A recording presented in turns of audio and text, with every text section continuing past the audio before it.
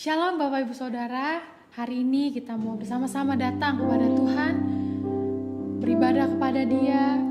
Mari kita membawa hati kita yang terbaik. Kita tahu bahwa Bapa yang kita sembah adalah Bapa yang baik, amin.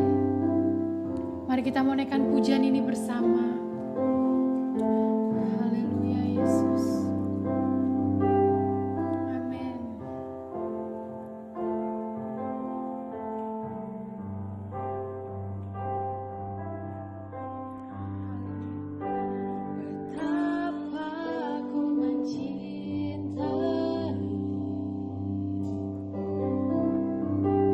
Segala yang telah terjadi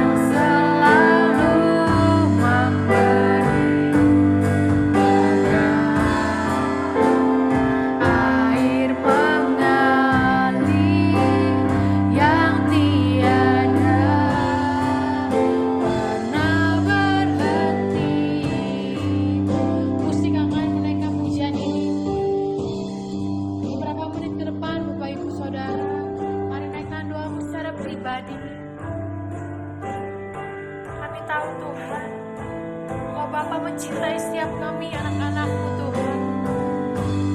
Terima kasih Tuhan. Kami mau menjadi pejana-Mu Tuhan. Mari bentuk setiap kami Tuhan. Kami perlu Engkau dalam hidup kami Tuhan. Di masa-masa yang sulit, di masa-masa yang sukar Tuhan. Sebagai manusia kami tidak sanggup Bapa. Tapi Kau mau pegang Engkau Tuhan. Memegang firman-Mu Yesus. Terima kasih Tuhan. Terima kasih. Haleluya. Amin. Haleluya. Amin. Amin Yesus. Haleluya. Mari naikkan pujian ini Bapa. Mari sentuh hati kami.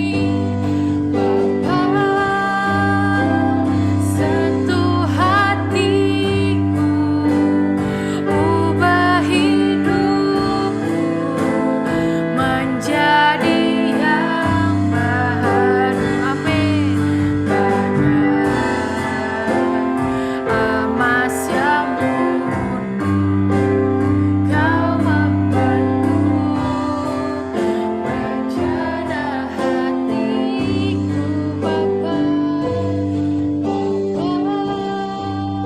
Ajarku mengerti sebuah kasih yang selalu memberi, bagai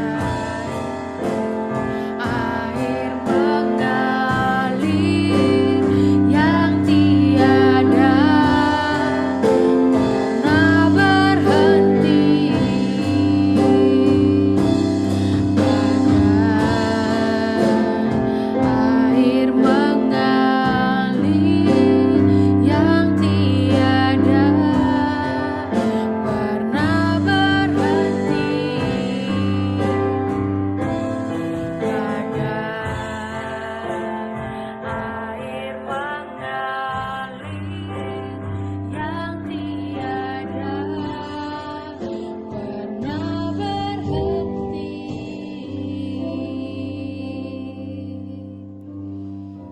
Terima kasih Tuhan untuk waktu dan kesempatan yang Tuhan beri. Hari ini kami Tuhan mau bersatu hati Bapa, menyenangkan hati-Mu melalui setiap pujian dan penyembahan kami Bapa. Kami memulai ibadah ini dengan penuh sukacita Tuhan. Mari Kau yang memimpin ibadah ini dari awal hingga akhir Tuhan. Di dalam nama Tuhan Yesus Kristus. Haleluya. Amin. Haleluya. Saya undang jemaat Tuhan untuk bangkit berdiri. Ya, boleh kasih salam kiri kanan ya Bapak Ibu Saudara, buat keluarga, mungkin saudara semuanya. Saya menyapa dari sini ya Bapak Saudara. Shalom semuanya. Mari kita menaikkan pujian hari ini adalah harinya Tuhan. Amin. Haleluya. Amin.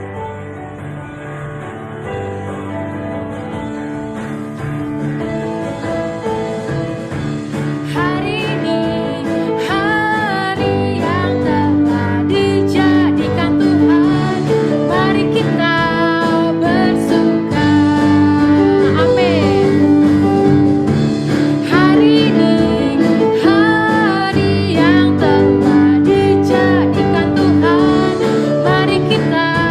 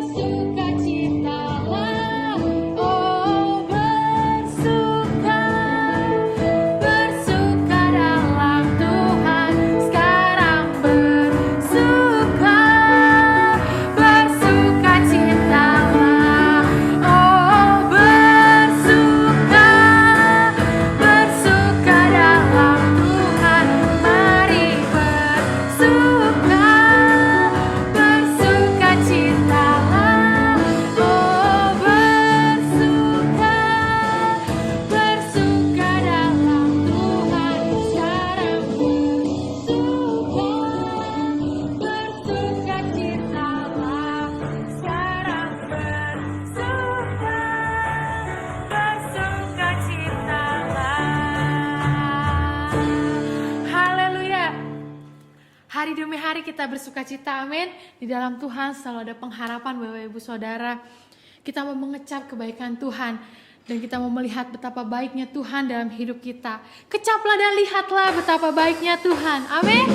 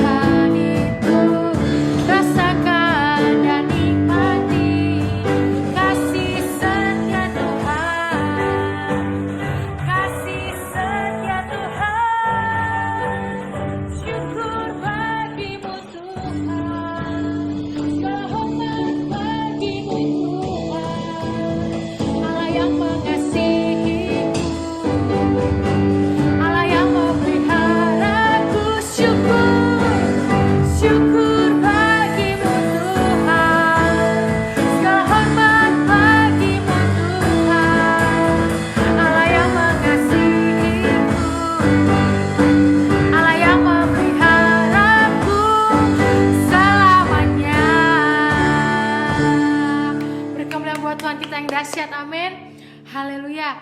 Silakan duduk jemaat Tuhan yang terkasih. Haleluya Tuhan. Kami butuh firman-Mu Bapa yang menuntun setiap kehidupan kita pribadi lepas pribadi.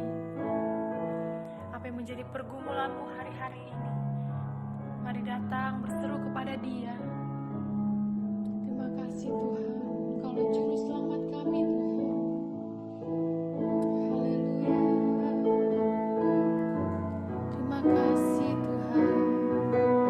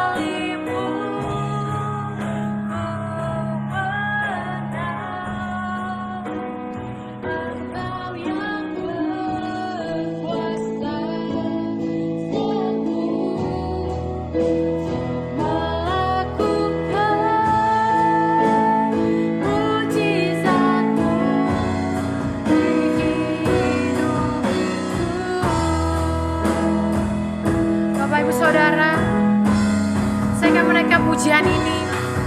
Mari Bapak Ibu Saudara berdoa secara pribadi kepada Tuhan. Bila engkau sedang beribadah bersama keluargamu, mari engkau bergandeng tangan, berdoa sehati apa yang menjadi pergumulanmu. Yakini, imani. 2-3 orang berkumpul, percaya di dalam nama Tuhan Yesus. Di situ ada Tuhan. Haleluya, haleluya. Ada pemulihan hari ini, ada pelepasan, ada kelegaan Tuhan. Yang terbelenggu kau bebaskan Tuhan. Yang butuh jawaban kau buka jalan Yesus. Terima kasih Tuhan, terima kasih Yesus. Terima kasih Tuhan, terima kasih. Kau baik Tuhan, kau baik Yesus. Mari kau pulihkan kami Tuhan. Amin, amin Yesus. Terima kasih Tuhan, terima kasih, terima kasih. Karena salibmu ku hidup, karena salibmu ku menang. Engkau yang berkuasa sembuh untuk melakukan mujizatmu. Karena salibmu ku hidup, karena salibmu ku menang. Engkau yang berkuasa sembuh melakukan mujizatmu di hidupku. Amin. Haleluya. Terima kasih Tuhan. Terima kasih Yesus. Terima kasih Tuhan. Kami tahu Tuhan Kau mampu melakukan setiap mujizat demi mujizat Bapa untuk setiap kami pribadi lepas pribadi Tuhan. Hari ini kami bersatu hati menyambut kepada firman-Mu Tuhan. Kami yakin melalui firman-Mu kami boleh dikuatkan Tuhan. Kami boleh teguhkan lebih lagi Tuhan. Ada sumber jawaban, ada sumber kemenangan, ada sumber pengharapan, ada sumber sukacita Bapa. Biar kami boleh menjadi pelaku-pelaku firman-Mu Tuhan. Urapi hamba-Mu yang akan menyampaikan firman Tuhan. Kami sambut Tuhan dengan penuh sukacita dalam nama Tuhan Yesus Kristus. Haleluya. Amin.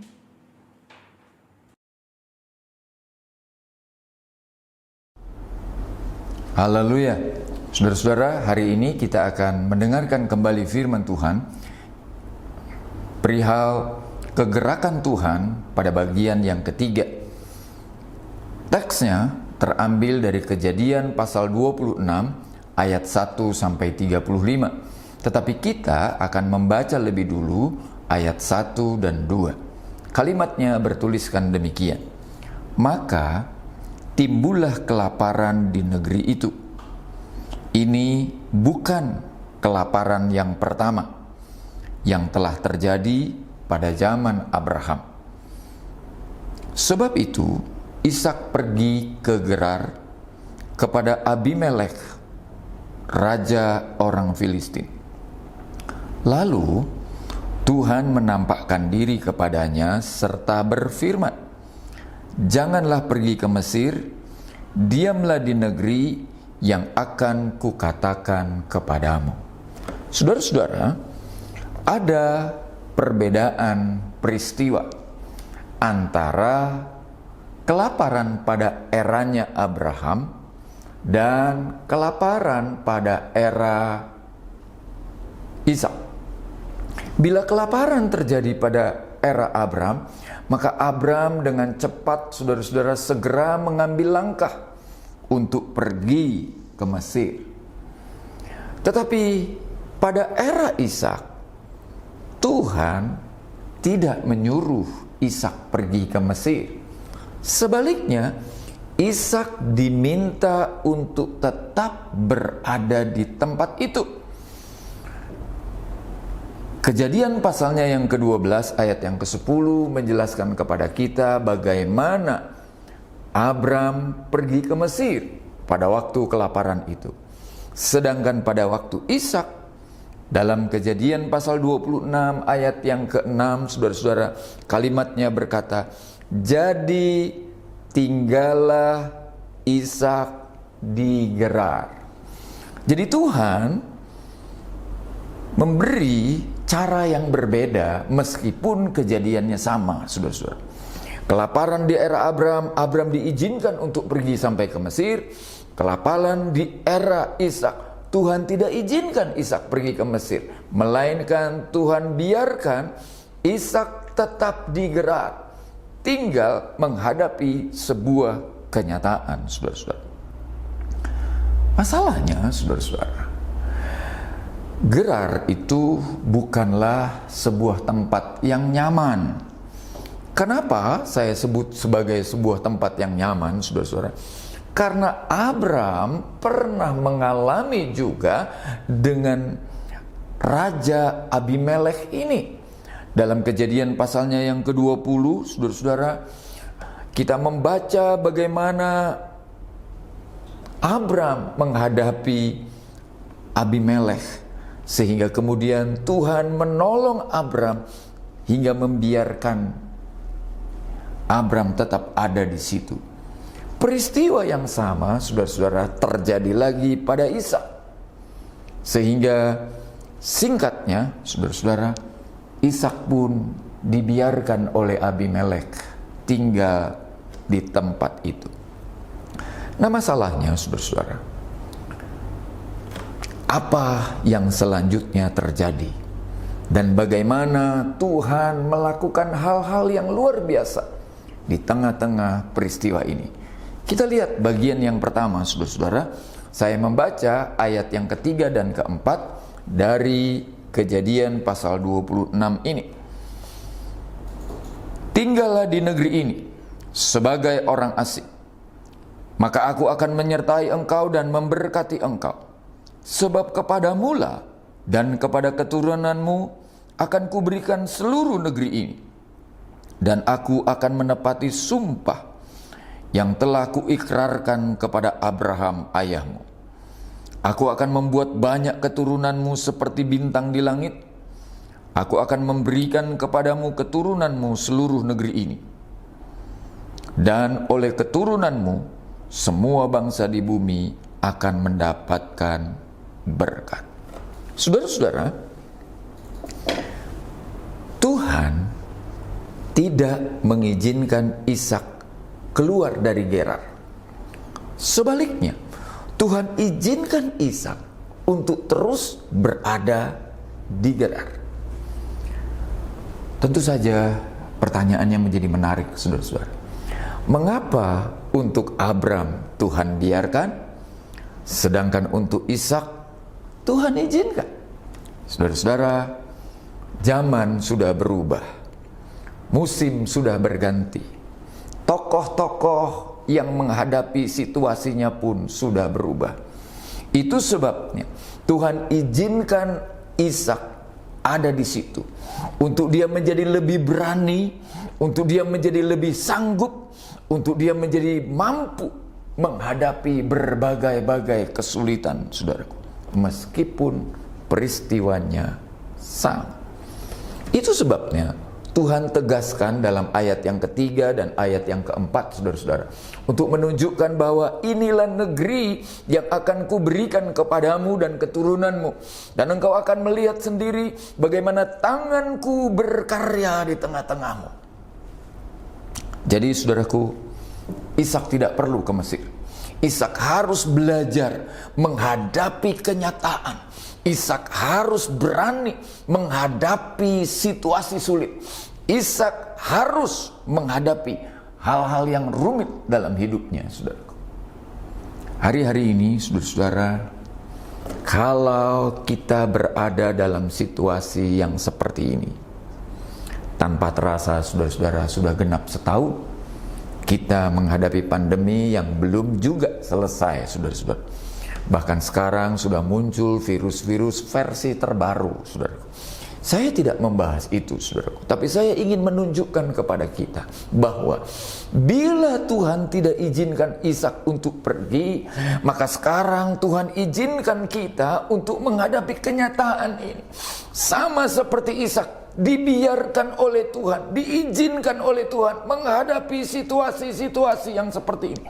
Saya berdoa kepada Tuhan bahwa kita, ketika Tuhan izinkan untuk menghadapi situasi-situasi sulit, Tuhan pasti punya cara. Dengar itu baik-baik, saudaraku. Sekarang kita lihat pada bagian yang kedua, saudara-saudara. Saya akan membaca ayat yang ke-12 sampai 14. Perhatikan baik-baik, saudaraku. Kejadian pasal 26 ayat 12 sampai 14. Maka menaburlah Ishak di tanah itu, dan dalam tahun itu juga ia mendapat hasil 100 kali lipat, sebab ia diberkati Tuhan. Keterangan selanjutnya berkata, dan orang itu menjadi kaya, bahkan kian lama kian kaya, sehingga ia menjadi sangat kaya. Ia mempunyai kumpulan kambing domba dan lembu sapi, serta banyak anak buah, sehingga orang Filistin itu cemburu kepadanya. Saudara dengar baik-baik. Kali ini Tuhan ingin membuktikan apakah seorang Ishak adalah orang yang taat sekaligus berani menghadapi situasi sulit. Kenapa? Karena Tuhan yang berjanji akan menyertai, Tuhan yang berjanji akan memberkati, sudah membackupnya. Ishak taat, Ishak berani. Sebab itu dalam ayatnya yang ke-12 berkata, maka menaburlah Ishak di tanah itu.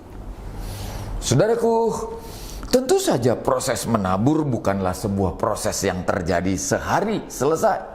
Tidak, saudara. Hal pertama yang dihadapi adalah harus menggarap lahan. Hal yang kedua, saudara-saudara, adalah menyediakan sumber-sumber air. Hal yang ketiga, saudara-saudara, adalah mulai menabur benih. Hal yang keempat, saudara-saudara, adalah dia mulai merawat benih-benih yang sudah ditanam itu. Hal yang kelima adalah dia terus-menerus mengawasi agar tanaman itu tumbuh secara normal dan baik, saudara. Ishak menabur di tanah itu. Yang luar biasa, saudara-saudara, adalah dalam ayat yang ke-12 itu, kemudian penjelasannya seperti ini, saudara. Dan dalam tahun itu juga, ia mendapat hasil 100 kali lipat, sebab ia diberkati Tuhan. Biasanya, saudara-saudara, bila orang menabur, maka ada periodisasi, saudara-saudara, ya. Tapi yang luar biasanya kali ini adalah apa yang ditabur Ishak 1 tahun itu juga, saudaraku, atau di tahun yang sama, ketika Tuhan memberkati tanahnya, Tuhan memberkati tanamannya, Tuhan memberkati cuacanya, Tuhan memberkati mataharinya, Tuhan memberkati pekerjaannya, semuanya diberkati Tuhan. Alkitab kemudian berkata, Ishak menuai tahun yang sama 100 kali lipat. Apa yang sesungguhnya terjadi, saudara-saudara? Yang sesungguhnya terjadi adalah proses percepatan, saudara-saudara. Ishak bukan saja sekedar diberkati Tuhan. Ishak bukan saja menabur lalu memperoleh hasil, bukan itu, saudara. Tapi prosesnya adalah proses yang dipercepat. Prosesnya adalah proses yang dipercepat sehingga semuanya berjalan dengan cepat. Mungkin ini luput dari pengamatan kita, saudara-saudara. Dia tidak berjalan lagi menurut proses-proses yang biasa-biasa saja, tapi dia berjalan menurut sebuah proses yang dipercepat. Tahukah saudara bahwa hari-hari ini, saudaraku, pandemi disadari atau tidak disadari telah mempercepat proses, saudara-saudara. Semua hal yang tadinya dilambat-lambatkan, semua hal yang tadinya tidak terpikirkan, semua hal yang tadinya masih diangan-angan, hari ini semua sudah dipercepat begitu rupa, saudara-saudara. Saudara-saudara, ketika orang harus menghadapi WFH, bekerja dari rumah, saudara-saudara. Dulu itu hanya merupakan impian-impian. Dulu itu hanya sekedar kisah-kisah, harapan-harapan dan cerita-cerita. Tapi kali ini itu sudah menjadi bagian dari sebuah sistem. Bukan hanya di pemerintahan, bukan hanya di swasta, tapi di hampir seluruh bagian sekarang sudah mulai mengerjakan itu. Dan tahukah saudara, proses yang dipercepat ini, saudara-saudara, menunjukkan bahwa Tuhan ada di situ dan Tuhan izinkan dan Tuhan memberikan berkatnya atas proses itu. Itu sebabnya Ishak menabur dan menuai di tahun yang sama dengan jumlah yang sangat-sangat di luar dugaan. Jadilah, saudara-saudara, kalau waktunya berjalan bertahun-tahun, maka ayat 13 dan 14 dari Kejadian pasal 26 itu, saudara-saudara, memberikan keterangan seperti ini. Dan orang itu menjadi kaya, bahkan kian lama kian kaya, sehingga ia menjadi sangat kaya. Lanjut. Ia mempunyai kumpulan kambing domba, lembu sapi, serta banyak anak buah, sehingga orang Filistin itu cemburu kepadanya. Ingat, saudara-saudara, ini adalah sebuah peristiwa di mana kelaparan sedang terjadi. Ini adalah sebuah peristiwa di mana orang sedang menghadapi sebuah bencana. Tapi justru di tengah-tengah bencana itu Tuhan mempercepat prosesnya. Tuhan mempercepat segala sesuatunya, sehingga menimbulkan apa yang disebut dengan kecemburuan sosial. Nah, saudaraku, hal lain di balik proses percepatan ini adalah efek yang ditimbulkan oleh proses percepatan ini, saudara. Bila dulu di kantor orang harus bekerja 10 orang untuk menangani admin, maka sekarang dengan proses percepatan ini, saudara-saudara, hanya tinggal 5 orang cukup. Bila dulu semua harus dikerjakan dari pagi sampai sore di kantor, maka sekarang mungkin hanya beberapa jam dan sisanya bisa dikerjakan di tempat lain, saudara-saudara. Proses percepatan ini, saudara-saudara, menimbulkan korban dan menimbulkan kecemburuan bagi orang-orang tertentu. Orang-orang Filistin, saudara-saudara, sangat cemburu dengan keadaan ini. Saya ajak saudara membaca ayatnya yang ke-16, saudara-saudara. Ayatnya yang ke-16, kalimatnya berkata begini.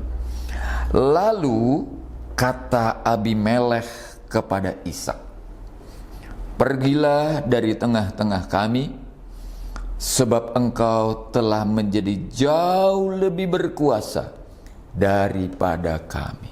Saudara, ini kenyataan pahit. Ishak tidak diizinkan lagi untuk tinggal di Gerar.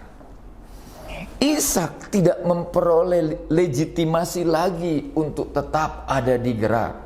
Sebaliknya, pemilik tanah yang ada di Gerar itu ingin mengambil kembali tanah itu, lahan itu, mungkin juga untuk digunakan sendiri, saudara-saudara. Karena mereka melihat betapa tanah-tanah mereka digarap oleh orang ini, kemudian menjadi sangat-sangat subur.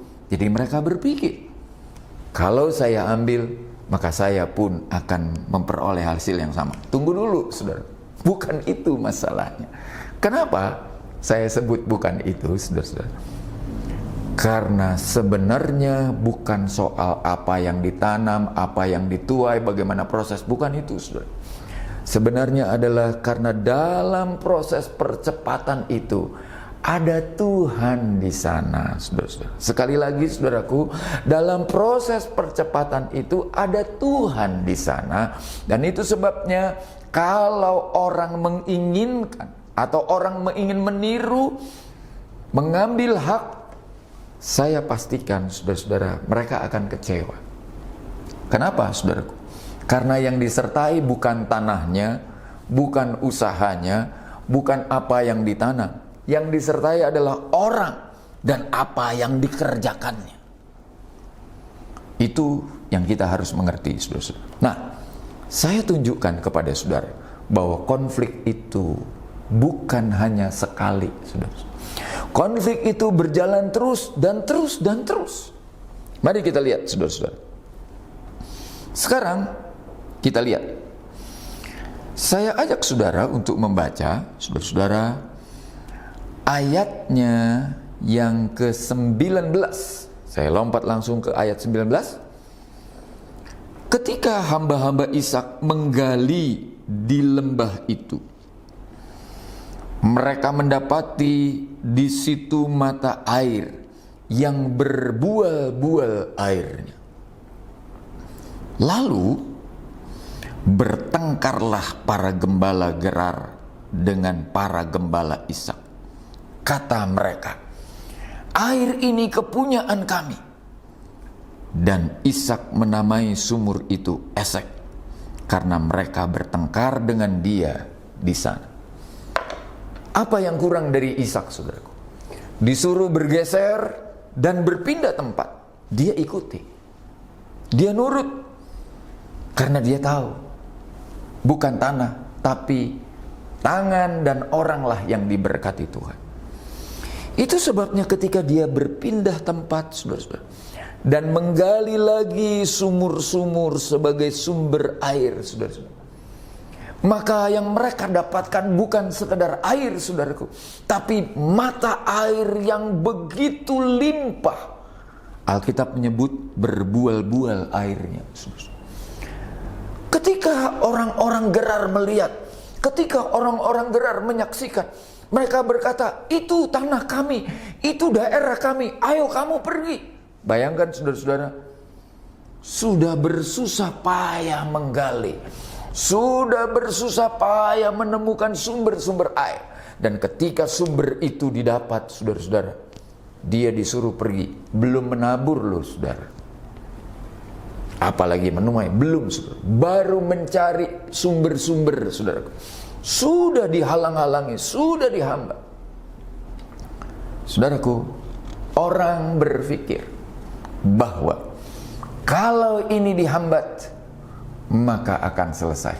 Tunggu, prosesnya tidak seperti itu, saudaraku. Saya lanjut sekarang ke ayatnya yang ke-21. Kemudian mereka menggali sumur lain, dan mereka bertengkar juga tentang itu. Maka Ishak menamai sumur itu Sitna. Lagi, saudara-saudara, Ishak pindah lagi. Lalu dia menggali lagi dan dia menggali lagi, dan dia menemukan sumber air lagi, saudara. Lagi-lagi juga terulang peristiwa yang sama. Terjadi pertengkaran, terjadi perebutan dan sebagainya. Saudara-saudara, bukankah hal-hal seperti ini terjadi atas kita, saudara-saudara? Kita memulai sebuah usaha, kita memulai sebuah pekerjaan, dan ketika semuanya sudah berjalan baik, saudara-saudara, ada klaim dari sana, ada klaim dari sini, ada orang yang mengaku ini, mengaku itu, dan sebagainya, dan sebagainya, saudara. Saudaraku, jangan pernah takut, jangan pernah ragu, dan jangan pernah kecewa. Sebab bukan lahannya yang jadi sumber, bukan mata airnya yang jadi sumber, tapi Tuhan yang memberkati orang dan pekerjaannya. Tuhan yang memberkati Ishak dan para pegawainya, saudaraku, sehingga tangan-tangan mereka seperti tangan-tangan yang luar biasa, saudaraku. Apa yang dikerjakan oleh tangan-tangan mereka itu diberkati Tuhan luar biasa. Kadang saya juga berpikir, ya saudara-saudara, kenapa orang Gerar tidak bisa menemukan tempat itu dan mendapatkan sumber air yang berlimpah? Bukankah mereka pemilik tanah? Bukankah mereka tinggal di situ? Bukankah mereka paham dengan situasi itu? Saya mengerti, saudara-saudara, karena Tuhan tidak menyertai mereka. Itu kuncinya, saudara. Lanjut ke ayatnya yang ke-22 sekarang, saudara. Ia pindah dari situ dan menggali sumur yang lain lagi. Perhatikan baik-baik, saudara. Dia pindah lagi dan menggali lagi sumur yang lain. Lanjut. Tetapi tentang sumur itu mereka tidak bertengkar. Sumur ini dinamainya Rehobot, dan ia berkata, sekarang Tuhan telah memberikan kelonggaran kepada kita, sehingga kita dapat beranak cucu di negeri ini. Dengar baik, saudara. Ada waktunya orang juga bosan, saudara. Ada waktunya orang juga sungkan. Kenapa? Karena setiap jenis usaha yang dipegang oleh tangan Ishak, maka usaha itu menjadi sesuatu yang berhasil luar biasa, saudara. Dan itu, saudara-saudara, menunjukkan betapa tangan Tuhan yang luar biasa itu ada bersama-sama dengannya. Sekarang, saudara-saudara, Ishak pun bergeser lagi, saudara.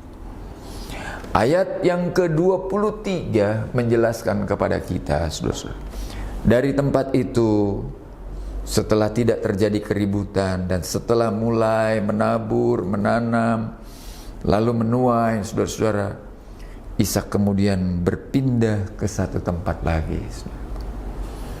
Dan di tempat itu kemudian dikenal dengan nama Betsheba.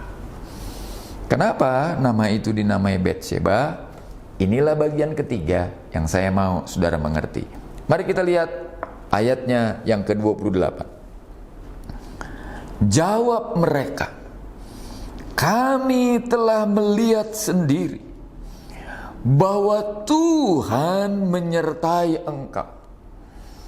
Sebab itu kami berkata, baiklah kita mengadakan sumpah setia antara kami dan engkau, dan baiklah kami mengikat perjanjian dengan engkau. 29, saudara. Bahwa engkau tidak akan berbuat jahat kepada kami, seperti kami tidak mengganggu engkau, dan seperti kami semata-mata berbuat baik kepadamu dan membiarkan engkau pergi dengan damai. Bukankah engkau sekarang yang diberkati Tuhan? Saudara-saudara, pada akhirnya orang-orang Gerar sadar. Pada akhirnya orang-orang Gerar mengerti. Pada akhirnya orang-orang Gerar tahu, saudara-saudara, bahwa Ishak adalah orang yang diberkati Tuhan. Itu sebabnya, saudaraku, apa yang dikerjakan oleh tangannya atau oleh para pegawainya dengan segala jenis usahanya, saudara-saudara, maka Tuhan buat semuanya menjadi berhasil. Dan saudaraku, meski harus menghadapi tantangan, meski harus berpindah-pindah, meski harus bercucuran air mata, meski harus menahan kekecewaan, meski harus menahan sakit hati, tapi tahukah saudara, berkat Tuhan tidak bisa digagalkan oleh siapapun, saudara-saudara. Tidak ada orang yang bisa menggagalkan berkat Tuhan itu turun atas kita. Dengar baik, saudara-saudara, di era pandemi seperti ini, di era ketika orang sungguh-sungguh sedang kebingungan mencari solusi, ada tangan Tuhan yang berkarya di tengah-tengah kita. Tuhan sedang bergerak dan Tuhan akan terus bergerak, menyertai orang-orang yang takut kepadanya, menyertai orang-orang yang berpegang pada perjanjiannya, menyertai orang-orang yang tetap setia kepadanya.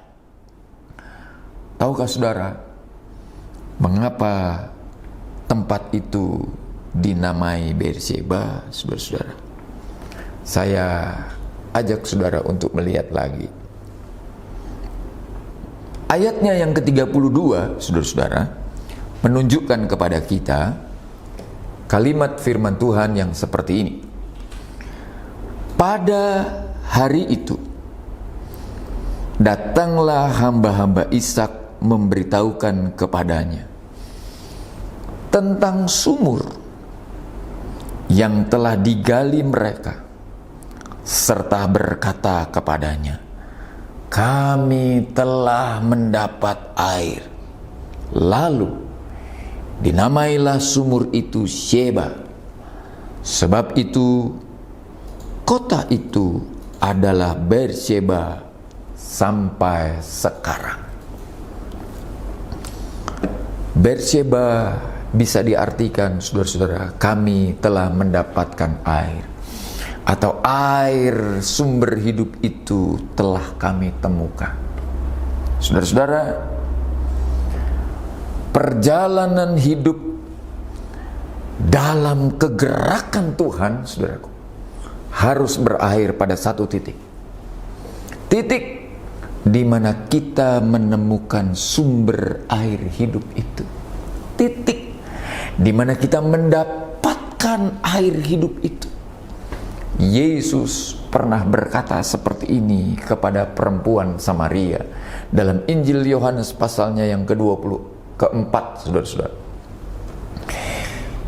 Yesus berkata, kalau engkau minum air ini, engkau akan haus lagi.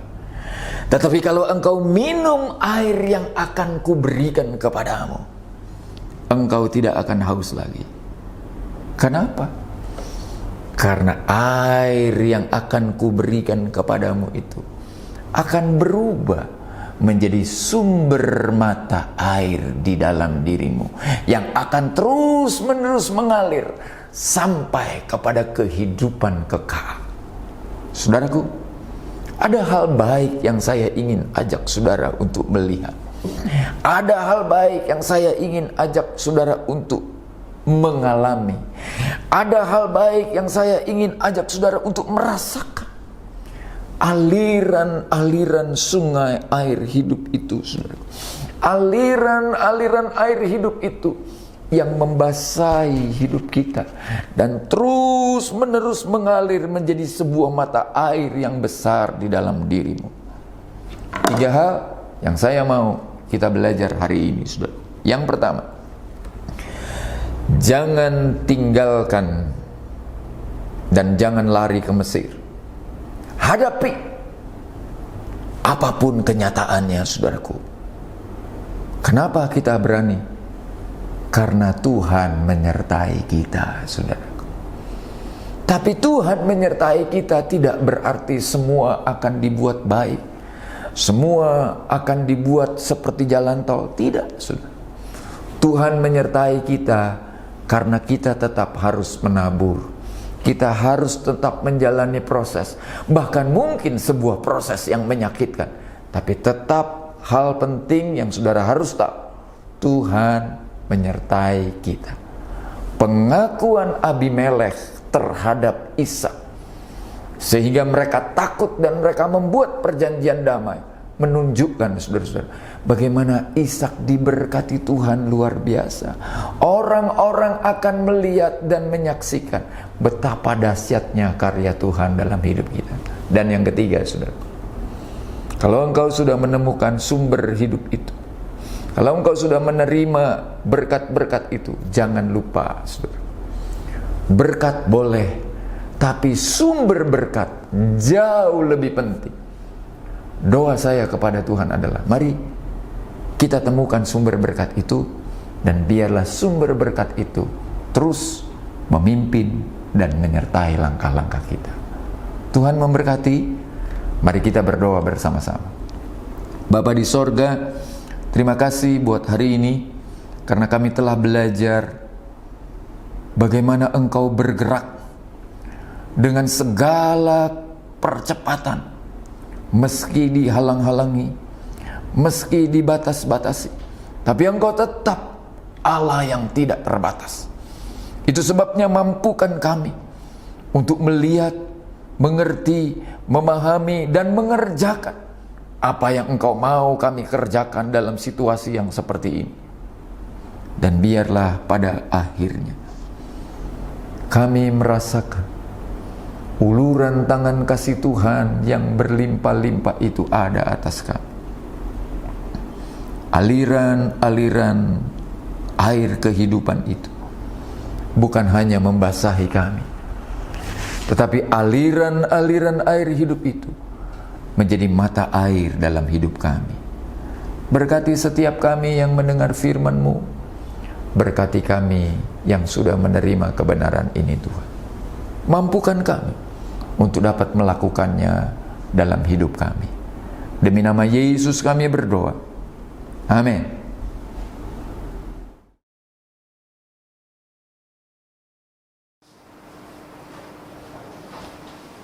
Saudara-saudaraku, mari sama-sama kita berdiri dan kita akan mengakhiri ibadah kita hari ini. Bapa di dalam sorga, Bapa yang kami panggil di dalam namanya Tuhan Yesus Kristus, kami bersyukur dan berterima kasih kepadamu karena pimpinan dan penyertaan-Mu, maka kami dapat menyelesaikan ibadah hari ini dengan baik. Berkatilah setiap kami yang sudah mengambil bahagian, Tuhan. Pelayan-pelayan-Mu, bahkan seluruh jemaat Tuhan, diberkati oleh Tuhan. Berdoalah juga kami buat jemaat-jemaat Tuhan yang berulang tahun di bulan Maret ini. Turunkanlah berkat-Mu ke atas mereka sekalian, ya Tuhan. Hari ini kami berdoa buat bangsa dan negara kami. Vaksinasi yang sedang berjalan, Tuhan bukakan jalan agar segalanya berjalan dengan baik, ya Tuhan.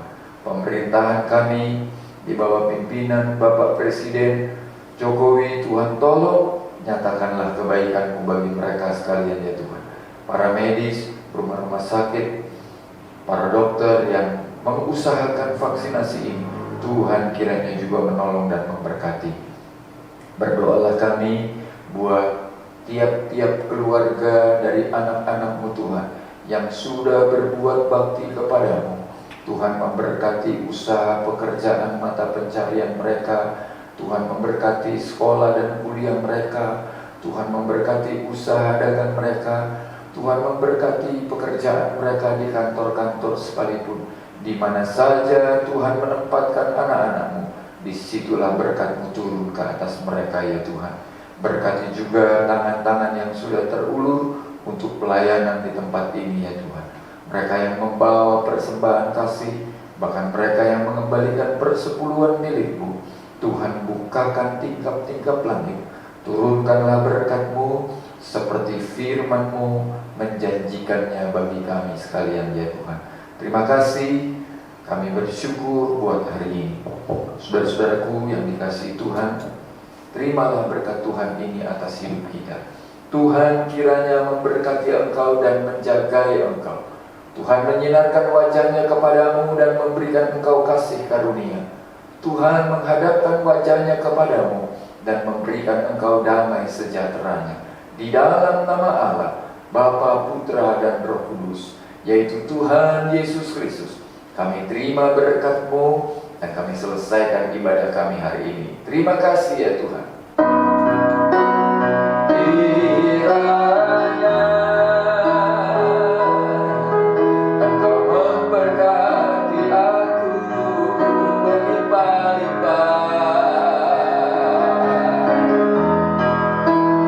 Tak memerlukan